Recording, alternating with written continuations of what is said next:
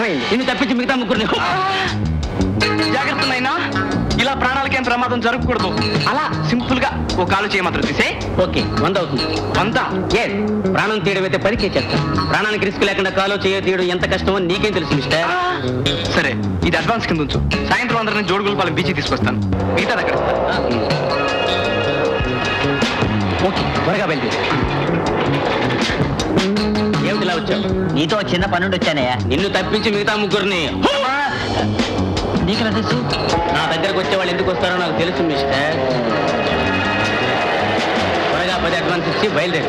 Rate 100. సాయంత్రం 5ంటికి అందరినీ ఆ బీచ్కి తీసుకురా. అలాగే సార్, వస్తానండి.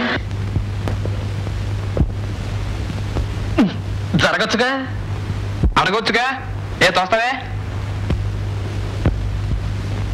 దిట్టంగా మేకపోతున్నావు. ఎక్కడికి? జోడుగులపాలెం బీచ్కి వెళ్తున్నాను. జోడుగుండపాలెం బీచ్కా? Very good. నేనే నిన్ను రమ్మందాం అనుకున్నాను.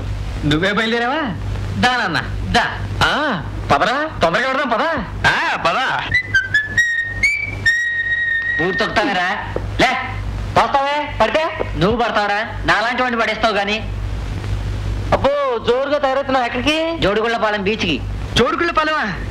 అక్కడికి నేను ఎలా తీసుకెళ్లాలా అని ఆలోచిస్తున్నాను. పద బాబు, టిఫిన్ ఎందుకు అని పదమ్మా. ఏరా, ఎక్కడికి బయలుదేరారు? జోడుగుళ్ళపాలెం బీచ్కి. జోడుగుళ్ళపాలెమా? మీ అంతటా మీకే ఆ బుద్ధి పుట్టిందంటే నా ప్లాన్ సక్సెస్ అన్నమాటే.